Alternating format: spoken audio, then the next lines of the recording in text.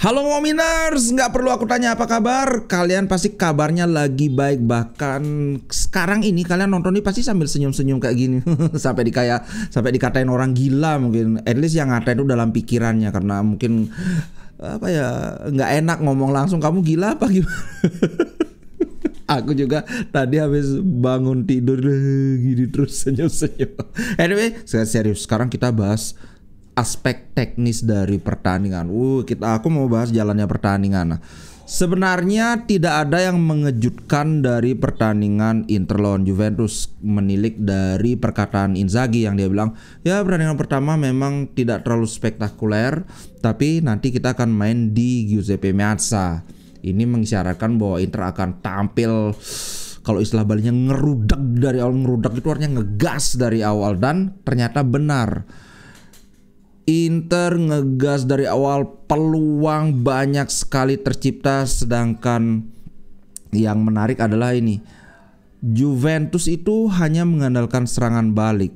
Tapi pada kenyataannya justru ingat gak aku bilang bahwa 3-5-2-nya Inzaghi dengan 3-5-2-nya Allegri itu beda banget konsepnya. Kalau Inzaghi itu lebih balance dengan kombinasi passing, sesekali counter attack, sesekali direct football. Sedangkan Allegri titik beratnya itu adalah direct football dan counter attack. So ibaratnya kalau kita ngadu counter, harusnya bagusan counternya Juventus. Tapi kemarin itu justru counternya Inter itu luar biasa. Direct footballnya Inzaghi luar biasa. Kombinasi passingnya Inter luar biasa. Kalau kawan-kawan ingat, di dekat-dekat akhir babak kedua itu kan Inter sudah melonggarkan permainan ya. Ibaratnya udah dikasih lah ini. Juventus itu mengontrol permainan, mengontrol bola, tapi aku nggak ngerasa ada peluang berbahaya. Satu-satunya peluang berbahaya dari Juventus tadi aku sudah bahas, ketika serangan balik yang McKennie lepas dari Bastoni itu, kemudian Pavard kebingungan, tapi Pavard maju meninggalkan Vlahovic, kemudian McKennie langsung oper ke Vlahovic, Pavard balik ke Vlahovic, dan untungnya sentuhan Vlahovic itu agak kejazz, kejazz itu kayak meleset, heavy touch istilahnya, mental bolanya itu terlalu jauh, sehingga akhirnya ada cukup waktu buat Pavard mengcover tembakan dia. Nah, selain dari itu nggak ada. Serangan balik Juventus itu berantakan, tidak terarah. Tampaknya ini sudah sangat sudah sangat diantisipasi jalur serangan mereka melalui Vlahovic. Vlahovic hampir sepanjang pertandingan dibungkam, kalau tidak oleh Pavard, oleh Acerbi. Bahkan satu kali saking frustasinya si Vlahovic dikantongin sama Acerbi sampai dia kena kartu kuning. Udah kelihatan sampai gini bajunya si Acerbi ditarik, udah gitu disemprit, malah marah-marah, akhirnya dikasih kartu kuning. Jangan bilang itu karena wasit nolongin Inter, enggak, itu siapa suruh malah marah-marah kan. Kalau dari Inter aku acungi jempol. Inter bermain seperti biasanya dengan gaya khas Inzaghi, cuman lebih sesuai dalam tanda kutip janjinya Inzaghi, tampil lebih ngegas, lebih menyerang. Dan praktis di babak pertama itu, lihat, ini babak pertama, ball possession 61%, 9 peluang dari Inter, 1 on target, sedangkan peluangnya Juventus itu yang metik kelapa semua itu. Ini ditengarai Jan Sommer itu magabut, makan gaji buta dia. Cuma 1 kali aja ada shot on target dari Juventus di babak kedua, itu pun tendangannya Vlahovic yang cuma glutuk. Jan Sommer aja udah kayak agak males-malesan ngambil bola, ya daripada ya udah deh ambil bolanya. Maka kalau harus menilai pemain yang paling jelek di kubu Inter ya Jan Sommer, karena ngopi dia. Aduh, sampai aku bikin di TikTok dan juga di short bars. Oke, ini ada komentar yang menarik dari Inzaghi ya. Ada 3 poin dari komentar Inzaghi. Suspension, kawan-kawan kalau ada yang mungkin kelewatan, Inzaghi itu kena kartu kuning dan dia harus absen saat Inter lawan Roma. Dia bilang ini, Kartu kuning ini tentu saja menyakitkan. Banyak kartu kuning lain yang lebih pantas, tapi malam ini adalah derby di Italia. Ini adalah pertandingan yang menegangkan. Kemudian tapi pemain di lapangan itu benar.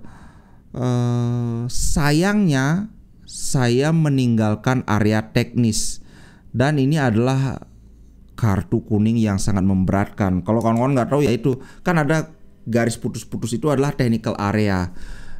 Sejatinya pelatih itu tidak boleh meninggalkan daerah itu. Jadi mau teriak-teriak mau gimana harus dari daerah itu aja. Cuman kalau kadang-kadang kan ini kan nggak sadar karena saking tegangnya itu sampai keluar dari wilayah itu. Biasanya ini dibiarkan saja asal tidak mengganggu pertandingan. Cuma kemarin itu Inzaghi keluar dari sana dan ada agak bersinggungan dengan pemain Juventus kalau nggak salah, pas itu bolanya out. Kemudian ada gesekan, Inzaghi ngira, "Loh, ngapain kamu nyenggol gue?" gitu. Padahal sebenarnya Inzaghi yang salah karena dia keluar dari wilayahnya dia. Gitu, makanya dikasih kartu kuning gitu. Kemudian Scudetto ini tadi sudah sempat aku bahas ya, tentu saja kami layak memenangkan bla bla bla, udah dibahas. Nah, ini Calhanoglu. Waduh, ini geruduk-geruduk. Sorry kalau ada ini ya. Apakah Calhanoglu ada di antara playmaker terbaik di dunia? Tentu saja iya, dia sangat bagus. Tapi akan fair jika semua pemain lain disebutkan juga setelah pertandingan ini. Semua orang bermain sangat bagus, bahkan mereka yang dimainkan dari bangku cadangan, semuanya memberikan kontribusi, gitu dia bilang. Nah, aku baru tahu ternyata Di Marco itu ada cedera, tapi cederanya kabarnya ini cedera ringan saja, sehingga dia digantikan oleh Carlos Augusto. Belum ada perkembangan apakah cederanya kayak gimana, tapi karena nggak ada berita, pasti ini cuma cedera paling kram atau capek aja, kelelahan otot aja. Nggak ada yang serius so far ya. Besok aku akan update lagi. Kemudian tentang Calhanoglu ini menarik. Aku ada baca berita saat ini Calhanoglu itu adalah gelandang terbaik ketiga, gelandang bertahan terbaik ketiga setelah Rodrinya Manchester City dan Frenkie de Jong. Frenkie de Jong di Barcelona. Nah, ini menarik. Kalau Rodri jelas, aku akui Rodri ini mungkin yang terbaik. Coba kita lihat ini. Kita lihat dari sisi bertahan ya. Namanya gelandang bertahan kan. Pertama dari segi pertahanan bagaimana Inter hanya kebobolan 10 gol. Kita lihat Rodri Manchester City, mereka sudah kebobolan 24 gol. Tentu saja kita bisa berargumentasi bahwa come on, kan nggak sendiri yang bertahan kan. Tapi coba lihat kiper Manchester City siapa? Ederson, one of the best goalkeeper. Kalau sekarang diadu mahalan mana Ederson sama Jan Sommer? Nggak mungkin ada yang bilang Jan Sommer lebih mahal dari Ederson. Itu satu dari segi kiper ya. Yang kedua dari backnya, itu dia punya back termahal di dunia, Josko Guardiol. Kemudian siapa lagi backnya mereka? Ada Akanji. Kemudian ada Nathan Ake. Kemudian sebelumnya ada lagi John Stone, tapi John Stone sekarang sudah seringnya main jadi gelandang bertahan juga. So, apakah kalau di sisi lain Inter punya Acerbi, Aki-Aki, kemudian De Vrij, Aki-Aki juga, Bastoni, ya oke, siapa mau ngadu mahalan mana Bastoni sama Guardiol? Guardiol tuh 80 juta loh center back dibeli. Bastoni sekarang kalau dijual paling laku 70, ya mungkin 80 kalau bisa dipaksakan. Tapi kayaknya nggak ada tim yang mau membeli Bastoni 80 juta. Itu dari segi back, dari segi kemudian siapa? Mungkin Pavard. Pavard adalah center back yang sangat bagus. Tapi tetap aja Inter membeli Pavard itu 30 juta, Guardiola lagi-lagi 80 juta. Itu diadu dengan Manchester City. Ingat ya, kebobolannya Inter itu berapa? 10, Manchester City kebobolan 24. Kemudian kita lihat mungkin dari La Liga karena ada Frenkie de Jong. Kita lihat berapa kebobolan ini Barcelona. Barcelona itu kebobolan 30, Pak. Ini 30, lebih dari ini 3 kali lipat. Aku hampir maunya bilang lebih dari 2 kali lipat. Ini sudah 3 kali lipat daripada Inter kebobolannya. So bahkan back-backnya Barcelona itu ada siapa itu lupa namanya, yang Araujo itu mahal banget. Kemudian siapa lagi backnya Barcelona? Ya pokoknya itulah mahal-mahal lah backnya mereka pokoknya. Lupa aku, soalnya aku nggak terlalu suka Barcelona. Sekarang kita lihat itu kontribusi bertahan. Kipernya Barcelona Ter Stegen, mahalan mana Ter Stegen sama Jan Sommer? Mahalan Ter Stegen lah.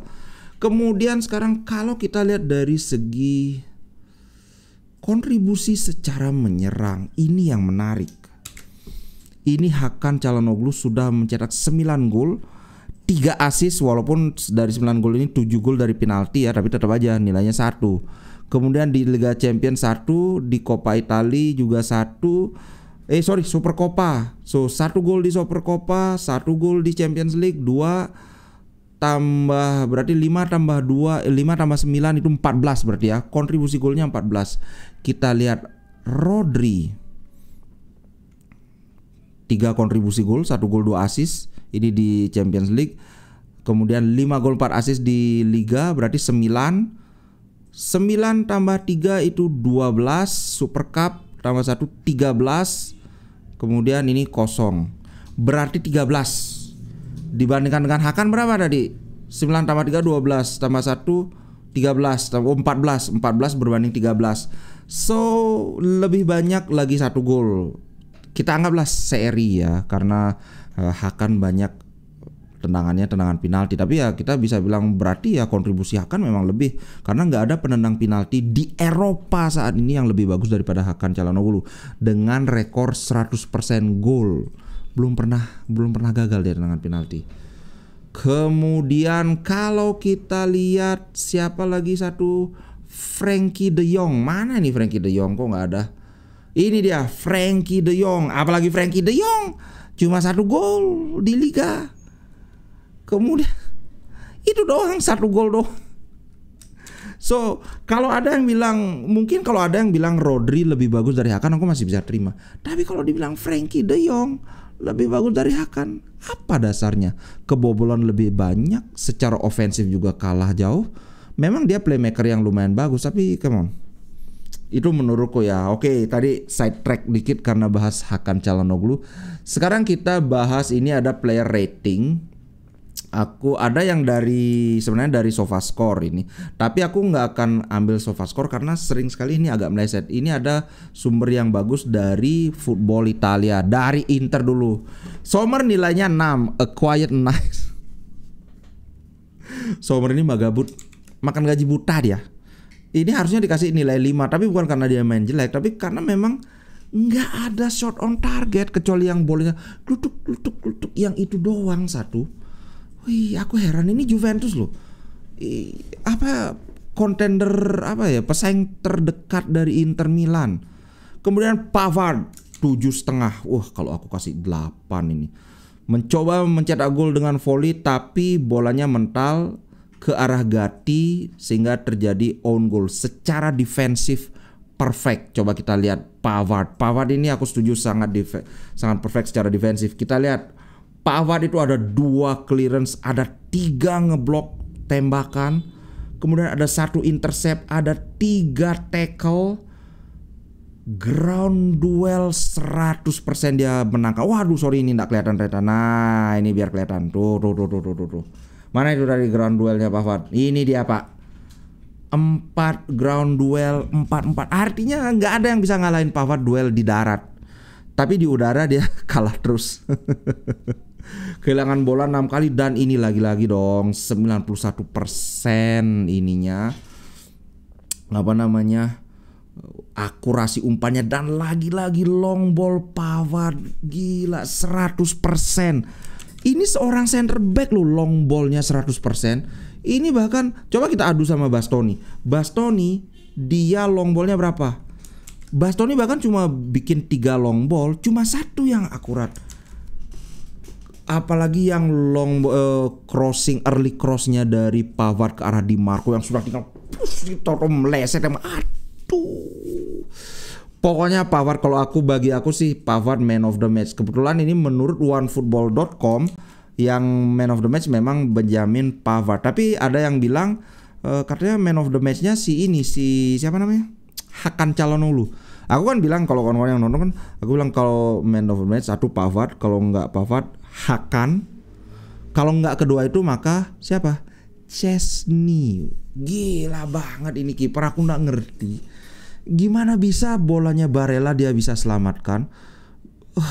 Dan yang lebih ajaib lagi bolanya si siapa namanya? Arnautovic, karena kalau kawan-kawan lihat perhatikan baik-baik itu replay, itu bukan diem gini, tapi bola tangannya bergerak nyari bola, bener-bener refleksnya luar biasa bang. Wih, membagongkan sekali ini si siapa namanya si Szczęsny ini. Yang kedua, nah Acerbi dan Bastoni menurutku seimbang lah ya. Acerbi, apakah karena aku melihat Acerbi kayak biasa-biasa aja, padahal musuhnya itu adalah striker terbaik kedua di Serie A setelah Lautaro. Tapi nothing gitu. Sampai emosi si siapa si Vlahovic sampai kena kartu kuning. Kemudian Bastoni seperti biasa sangat bagus di build up, cuman memang long ballnya Bastoni banyak yang miss, tapi tetap ancaman dari sisi kiri kita. Nah, kemudian yang aku ingin gini kan adalah Di Marco. Di Marco di sini dikasih cuma nilai 6,5. Salah satu crosser terbaik di liga. Dia benar-benar memberi kesulitan pada Juventus, terutama di babak pertama. Betul. Ada satu umpan dari Hakan Calhanoglu yang sangat-sangat luar biasa, aku ndak. Wih. Dan Di Marco memberikan umpan yang sangat bagus kepada siapa namanya? Kepada Thuram, tapi kemudian di detik-detik terakhir bisa di intercept oleh siapa namanya? Bremer. Oh, Bremer. Ngomong-ngomong, kalau ada pemain yang bagus di Juventus menurutku adalah Szczęsny pertama, kedua Bremer. Kalau ngeliat penampilan Bremer kemarin layak sih dihargai 40 juta. Tapi come on, coba adu Bremer dengan Pavard. Itu gara-gara Juve ngambil Bremer, Inter akhirnya beli Pavard, dan menurutku sangat tidak salah keputusan Inter untuk mendapatkan Pavard. Pavard tampil sangat luar biasa. Kemudian kita Darmian aku akan bilang lagi-lagi khas Darmian, tidak istimewa, tidak menggigit, tapi kayak kita ngerasa aman di kanan. Walaupun mereka sekali ya, siapa itu Kostic bisa nembus Darmian sekali, habis itu sudah limbung langsung dihajar sama Pavard. Jadi ibaratnya kayak bekasnya Darmian itu pasti udah posisi jelek, sehingga Pavard tinggal menghajar aja. Darmian bagus. Tidak bisa aku katakan luar biasa, tapi kestabilan yang diberikan oleh Darmian ini benar-benar bikin pemain lain itu jadi tenang gitu. Pavard berkali-kali maju, dia bisa maju dengan tenang, berkali-kali invert, artinya dia bergerak ke tengah karena dia tahu flank kanan atau sisi kanan, sayap kanan Inter itu aman dengan Darmian. So, kemudian kita lihat tiga gelandang ini, Barella, Calhanoglu, Mkhitaryan. Lagi-lagi Barella paling jelek di antara ketiganya, tapi jelek bukan berarti jelek, maksudnya paling rendah. Ibaratnya kalau yang lain nilainya 8, ya Barella 7. Di sini Barella 7, Calhanoglu 7,5, Mkhitaryan 7. Aku setuju, tapi kalau aku sih kasih Calhanoglu ini 8 lah. Bagus banget, berkali-kali mendikte tempo, melakukan intercept, melakukan umpan-umpan panjangnya ngeri banget. Kita harus benar-benar berterima kasih terhadap terhadap Milan. Bayangkan pemain seperti ini kita dapatkan secara gratis, dan kita cuma nawarkan gaji itu hanya 500.000 lebih mahal dibandingkan apa yang ditawarkan oleh Milan. Makanya Milan kesel banget, hanya demi 500.000 dia meninggalkan Milan. Nah, bayangkan bro, ini 94%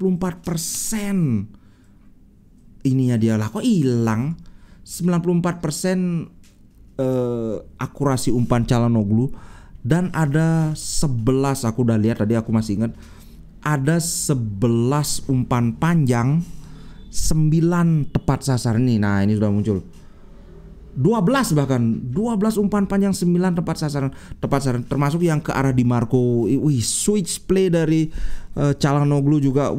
Dari sisi kanan tahu ke kiri depan, diagonal pas, dia luar biasa. benar-benar ngeri. Ini benar-benar apa ya, akan menunjukkan kenapa semakin banyak pelatih yang memakai playmaker dari posisi gelandang bertahan. Karena ya seperti Hakan ini, dia masih jauh di belakang, tapi tanda bahaya di depan itu sudah nyala semua. Ini yang tidak dimiliki oleh Brozovic, karena Brozovic itu ya umpan-umpan aman aja dia bisanya, tapi ya tetap kalau mau menjaga possession ya memang Brozovic jagonya. Wah, Hakan salah satu penampilan terbaik dia di musim ini. Tapi ya kalau aku milih, tetap aja aku milih Pavard. Nah, kemudian yang kedua adalah sektor serangan, Lautaro Martinez dan Marcus Thuram. Lautaro Martinez memang mungkin tidak terlalu bagus ya. Apakah dia ada melakukan tembakan? Kayaknya yang on target nggak ada, adanya yang off target aja, benar-benar ini. Tapi ini memang karena Juventus tahu Lautaro itu benar-benar nggak dikasih ruang. Cuman sebagai gantinya, karena Lautaro tidak diberi ruang, pemain-pemain lain banyak yang lepas. Dumfries lepas, kan nggak Dumfries yang ngasih umpan mendatar ke arah si siapa namanya, ke Arnautovic. Itu dekat banget bisa diselesaikan. Arnautovic lepas karena mereka sibuk jagain si Lautaro. Kemudian siapa lagi? Di Marco juga 2 kali dia lepas, satu tembakannya aduh. Karena apa? Karena mereka benar-benar disibukkan oleh Lautaro di mana nih? Lautaro di mana? Jadi benar dalam sepersekian detik konsentrasi mereka pecah, fokus mereka terganggu di sana. Di Marco udah melesat. So ya memang tidak banyak peluang yang dihasilkan oleh Lautaro, tapi tetap secara overall peran dia di build up, kemudian lagi-lagi dalam melakukan pressing, mengganggu konsentrasi pemain Juventus, top Marco top. Thuram lagi-lagi mainnya bagus, tapi lagi-lagi seperti saat lawan Fiorentina membuang peluang. Aduh, kenapa Thuram kayak begini? Tapi tetap kita nggak bisa menilai pemain itu hanya dari produk akhirnya saja. Memang nggak ada yang gol, nggak ada assist, tapi at least dia itu sangat berperan. Bahkan kita arguably bisa berargumen bahwa own goalnya si Gatti itu ya ada perannya Thuram di sana, karena kan duel di sana. Kalau nggak ada Thuram ya dengan santai itu bisa dihalau oleh Gatti kan. Itu menurutku. Kemudian dari sisi, kita bahas dari sisi Juventus sekarang. Kalau dari Juventus aku lihat apa ya? Ya nggak ada yang istimewa terus terang saja. Kecuali si Szczęsny. Aku nggak ngerti kenapa Szczęsny ini makanya aku nggak suka nilai dari SofaScore. Szczęsny ini penyelamatannya dia memang ya 2 penyelamatan kan. Save-nya 3, 2 yang sangat luar biasa. Tapi dia tidak bisa memperhitungkan bahwa penyelamatan itu kayak mustahil bisa diselamatkan. Tetap aja 3 penyelamatan dihitung cuma 3. Nah makanya aku nggak ngerti kenapa Szczęsny nilainya 7,1 sedangkan Sommer yang nggak ada penyelamatan itu nilainya 7,0. Masa beda 0,1? Inilah kadang-kadang mereka bikin statistiknya nggak apa ya, cuma ngandelin mesin doang, tidak ada analisa manusianya di ini dalam mereka membikin. Kemudian Bremer, kalau bukan Bremer itu mungkin mereka kebobolan lebih banyak lagi, terutama umpan Di Marco ke Thuram yang dihalau di benar detik-detik terakhir sekali, push. Itu menurutku Bremer luar biasa. Ya aku terus terang sedikit menyesal kita nggak bisa dapetin Bremer. Cuman ketika ngelihat Pavard yang kita dapatkan dengan harga lebih murah, gajinya juga kalau nggak salah gajinya Pavard cuma berapa ya, 4 juta atau berapa, sedangkan Bremer itu 4,5. Menurutku it's a good deal, bagus. Kemudian yang di tengah kita punya Acerbi. Arguably kalau kita melihat antara head to head, mana bagusan Acerbi sama Bremer? At least di 2 musim terakhir, di musim lalu aku berani bilang bagusan Acerbi. Kalau musim ini Bremer tampil luar biasa, tapi Acerbi juga bagus banget. Kemarin komentatornya bilang Bremer itu kandidat kuat untuk meraih defender terbaik di musim ini. Tapi ya aku setuju kalau dia among the best, maksudnya termasuk dari salah satu defender terbaik. Tapi kalau aku harus milih defender terbaik di musim ini, Pavard. Tanpa keraguan, sama sekali nggak ada keraguan, aku akan pilih Pavard. In fact, 3 lini, aku berani bilang, bukan berani bilang sih ya. Kalau aku harus milih itu 3 lini ini semua pemain terbaiknya dari Inter. Defender itu Pavard, kemudian pemain tengah itu Hakan Calhanoglu, kemudian striker jelas Lautaro Martinez. Kiper, nah kalau kiper aku nggak berani 100%. Andrian Sommer atau Szczęsny. Karena terus terang Juventus ini mereka kebobolan sedikit itu sangat banyak digendong oleh Szczęsny. Kualitas lini pertahanan mereka nggak sebagus Inter. Kemarin kita lihat bagaimana serangan Juventus itu banyak sekali diredam oleh lini tengah atau bahkan lini belakangnya Inter. So mungkin Szczęsny lebih bagus dibandingkan Sommer kalau ngelihat ya dukungan dari lini pertahanan mereka yang tidak sebagus lini pertahanan Inter. Itu sih bro menurutku. Lagi-lagi satu lagi faktor kunci yang menurutku sangat menentukan dalam pertandingan tadi pagi itu adalah struktur permainan. Kalau kawan-kawan lihat di sini, average position, struktur permainan Inter sangat terlihat 3-5-2 dengan variasi menjadi 3-5-1-1. Si Thuram digandung ke depan, kemudian siapa namanya ini? Lautaro Martinez sebagai, ini yang aku bilang unik. Lautaro Martinez kalau dibilang gelandang serang dia bukan, kalau dibilang second striker juga bukan, tapi dia mungkin ini adalah sebuah evolusi permainan Lautaro dari seorang striker murni menjadi seorang false nine. Peran mirip seperti ini juga dilakukan oleh Harry Kane di zamannya Mourinho. Aku ngelihat mungkin dari segi kelas mungkin Lautaro masih kalah kelas dibandingkan Harry Kane ya. Tapi tidak kalah jauh. Kemarin satu kualitas dari Lautaro itu dia sangat cepat mengalirkan bola dan sering tepat. Kalau Thuram beberapa kali itu dia mendribble ketika harusnya nggak didribble. Bahkan ketika situasi sangat sulit dia malah nyoba dribble gitu. Dan satu lagi kekurangan Thuram itu adalah finishing dia. Beberapa kali telat sepersekian detik. Kemudian apa ya? Ya dalam pertandingan lawan Fiorentina sih lebih kelihatan. Kalau kemarin itu kan memang ada yang terbuang tapi tidak sepenuhnya salahnya Thuram. Sedangkan Lautaro ya satu kekurangannya ya akurasinya sih.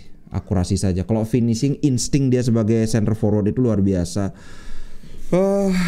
Itu saja. Kalau Juventus aku nggak ngelihat, terus terang aja dari sini kelihatan satu yang bisa diapresiasi adalah Juventus berusaha bermain sangat compact, artinya sangat rapat, sehingga ini yang bikin Inter banyak melakukan manuver long ball. Karena ibaratnya kalau di sini sedang pegang bola direbut segini ya udah long ball ke sini kayak yang dilakukan ke Di Marco oleh Hakan Calhanoglu. Ya memang begitu.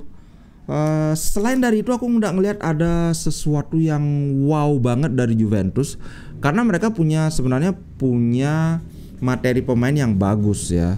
Ini yang aku sesalkan, dengan materi pemain sebagus itu mestinya mereka bisa bermain dengan lebih agresif. Ingat nggak kemarin itu McKennie lewat di sampingnya Acerbi atau Bastoni, sama sekali tidak ngelakuin pressing. Karena memang Juventus itu benar-benar nunggu supaya Inter lewat dari garis tengah baru mereka pressing. Itu benar-benar di jalan aja si ini McKennie, diliatin aja Bastoni, terus dia mundur mencari posisi awal. Kalau Inter kan beda, begitu dia pegang bola siapa yang paling dekat dengan pemain Juve langsung ngepres. Ini sih menurutku, tapi ya namanya mungkin sudah filosofi pelatihnya seperti itu. Who am I to criticize gitu kan, nanti ditanya emang kamu pernah ngelatih apa, pernah juara? Jangan juara Serie A, juara Liga Kampus aja sebagai pelatih kan. Gitu sih bro. Nah yang ingin aku sampaikan adalah begini. Hampir semua faktor yang mengarahkan Inter ke arah Scudetto itu sudah kita pegang. Dari serangan terbagus, maksudnya gol terbanyak kita pegang 51 gol. Kemudian aku pernah bilang bahwa biasanya yang dapat Scudetto itu bukan tim tersubur, tapi tim yang paling sedikit kebobolan. Itu juga sudah kita yang pegang dengan 10 gol saja berbanding 14 gol. Kemudian selisih gol jelas, karena kita paling subur, paling sedikit, ya jelas kita paling ini. Jadi 3 faktor statistik ini sudah kita pegang. Kemudian dari pencetak gol terbanyak juga kita pegang dengan selisih yang cukup jauh dibandingkan Dusan Vlahovic. Assist sebelumnya Thuram yang pegang, tapi sekarang direbut oleh siapa namanya ini, Olivier Giroud. Berarti assist saja kita masih ini ya. Dan satu lagi yang paling penting adalah rekor head to head dengan kandidat Scudetto terdekat yaitu Juventus. Itu juga kita yang pegang. Pertemuan pertama kan kita seri 1-1, kemudian sekarang kita menang 1-0. Nah, ini kalau sekarang Inter gagal Scudetto itu hanya bisa menyalahkan diri sendiri. Nggak bisa kita nyalain, wah gara-gara wasit, wah gara-gara, enggak. Kalau sampai musim ini Inter gagal Scudetto, yang salah itu adalah Inter sendiri. Nggak bisa nyalain siapa lagi. Setuju nggak? Semua udah kita pegang faktor-faktor kunci itu. So itu dulu untuk aku happy banget terus terang ini. Walaupun menangnya cuma 1-0, tapi itu bisa 3-0, bisa 4-0 kalau bukan gara-gara si Szczęsny. Terima kasih banyak buat yang nonton. Sampai jumpa di konten berikutnya. Ciao. Terima kasih.